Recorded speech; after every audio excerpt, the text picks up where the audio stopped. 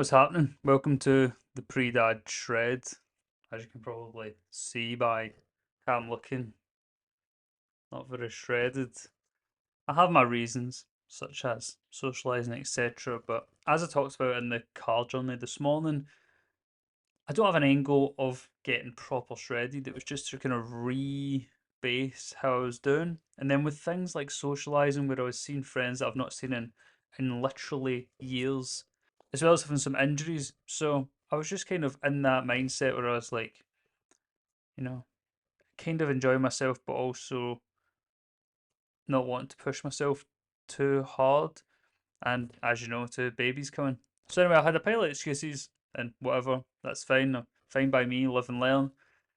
And so now we're kind of trying to reevaluate and get back on track. So I'll show you the spreadsheet that we've been using. We've changed it a little bit just to make it more informative.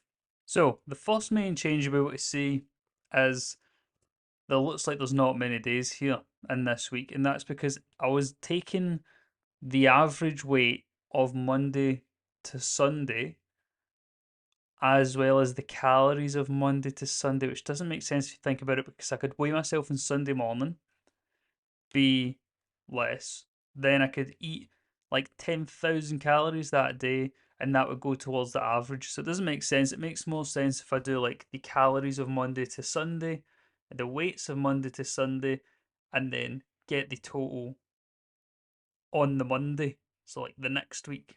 So for instance here, as you can see, that one is for the Monday to Sunday. This one, is it Sunday? Sunday to Sunday. 1, 2, 3, 4, 5, 6, 7.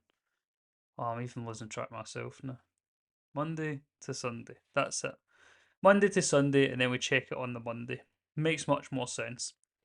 So anyway, last week we had actually increased weight on average by 0.3 kilos. Although, if you see here, my average calories in was 3,000. Mainly from alcohol though, so like most of the excess calories are from alcohol because all it takes is like, for instance, the other day I had 5 White Claw bottle of wine and automatically just had like 1,000 calories more than I should have. And then, not to mention eating stuff when you're drunk because you can't trust your drunk self to make a good decision. So we're 82.3, we went up a little bit, but I went back and analysed the previous data that we have now. And I was noticing this little trend here, 0.7% loss and then another 0.7% loss.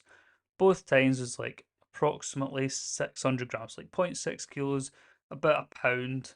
So I was checking here, a 950 calorie difference each day was giving me, this is I call it Fitbit, and then actual tracking food. So it's not necessarily 950, but for all intents and purposes, we can equate this to be the same for each one.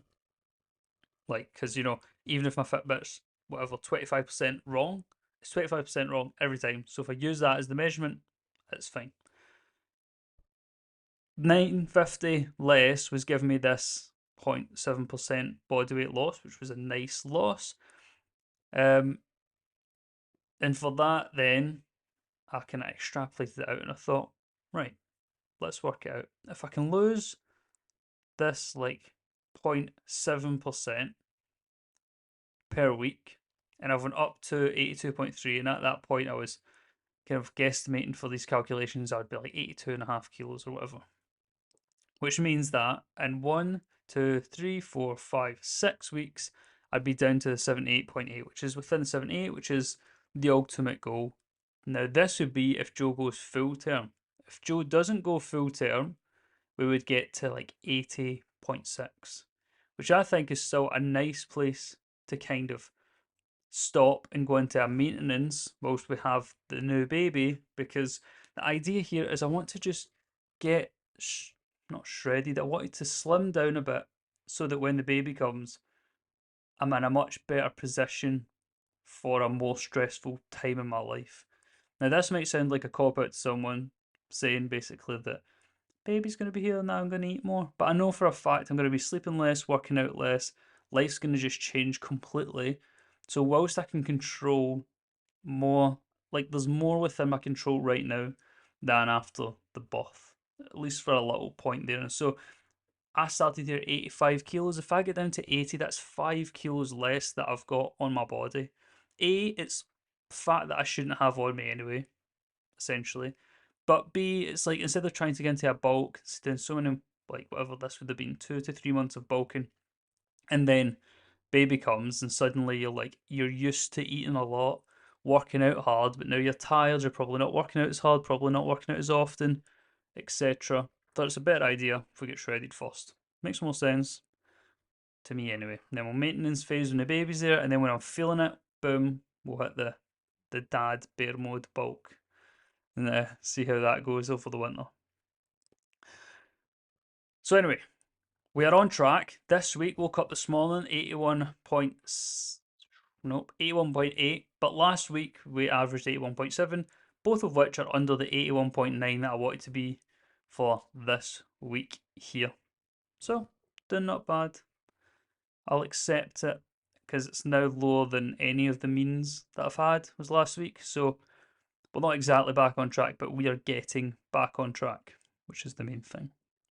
However, something as well that I wanted to point out is when I actually then did go over, like, I did a kind of data analysis.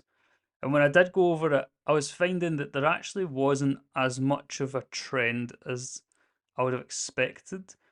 And one could say, well, water weight maybe, I'm not equating for carbs, maybe I'm not equating for stress and the amount of sleep I've had. And or it could be a bunch of things like drinking water before weighing myself or something on a couple of days, skewing numbers. But 0.7% loss, 0.7% loss, and this was on like my standard like 950 calories under. We then went to 0.12% loss in the following week when I was still 920 under. However, if we look at the footage from that time, I think it's just because I put on a little bit more muscle. At least that's my theory. But, as I've said in previous videos, I'm kind of now getting to the point of it all where I'm like, right, stop giving myself so much leeway saying that, oh, maybe I've put muscle on.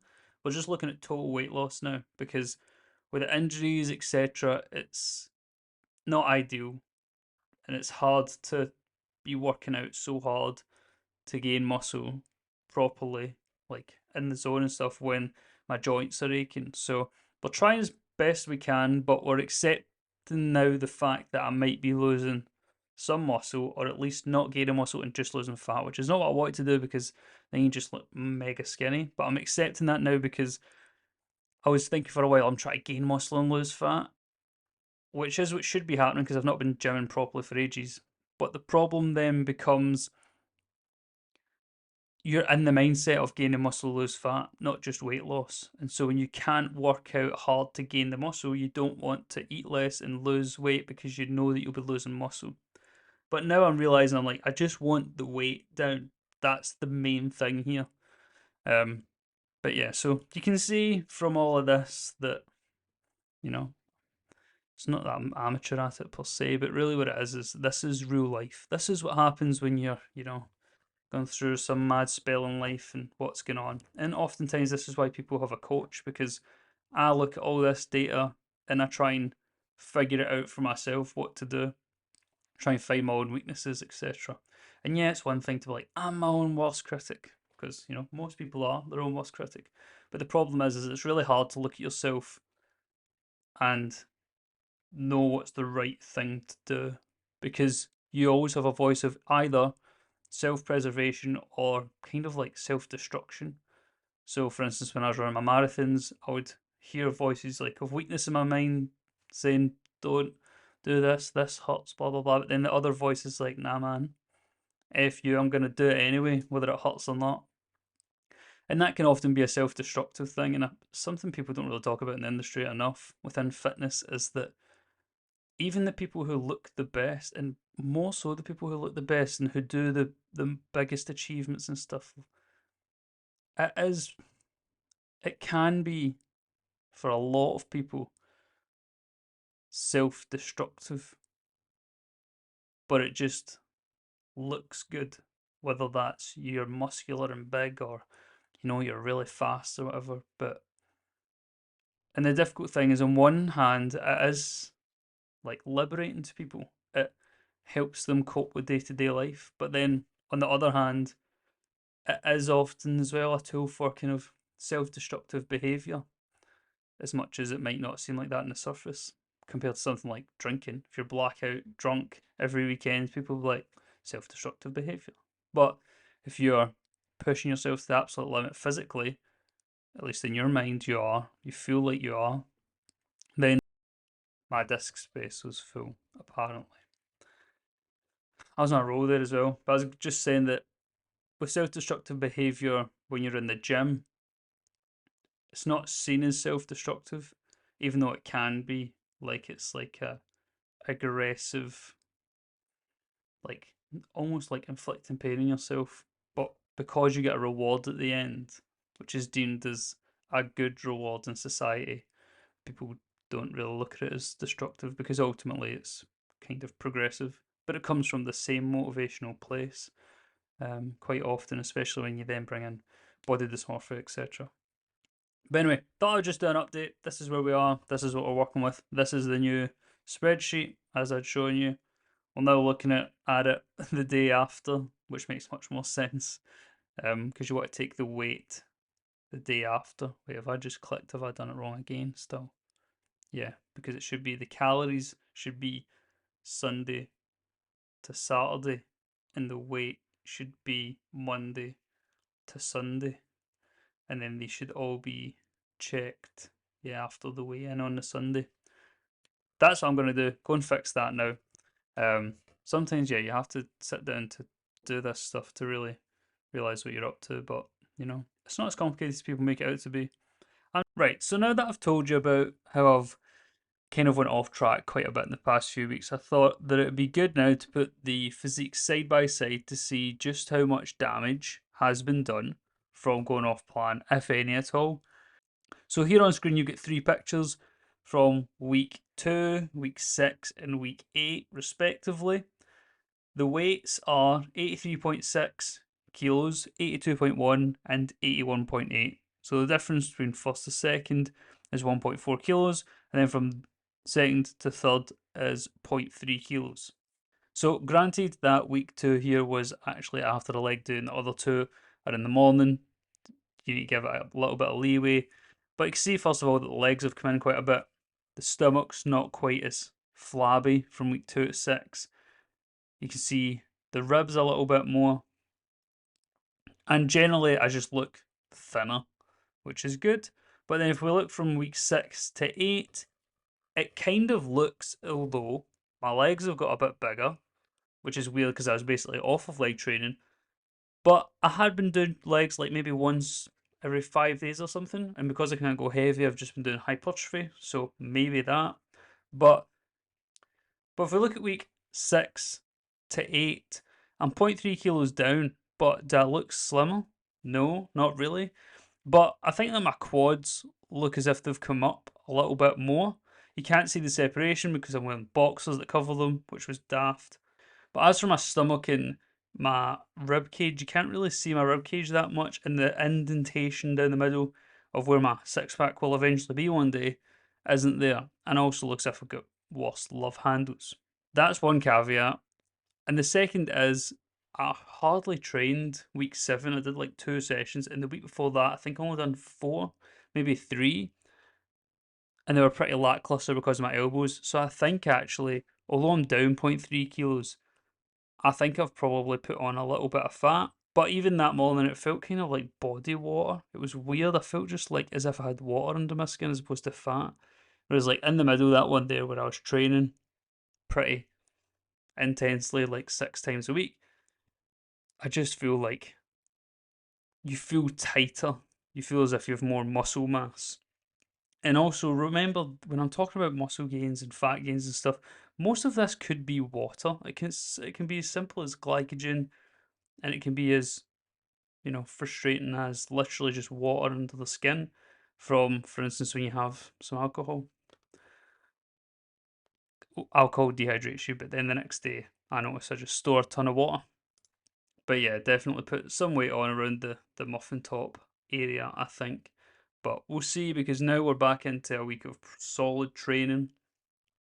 and we're kind of working around any injuries we have, and the injuries that we do have, especially my arms, my elbow issues have reduced significantly, so I can get back at it.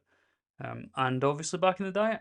But anyway, this has been a boring physique update portion of the video, but I thought it was necessary since I've just been talking about how I went off plan to show you the damage that it actually could do to your physique in a short period of time.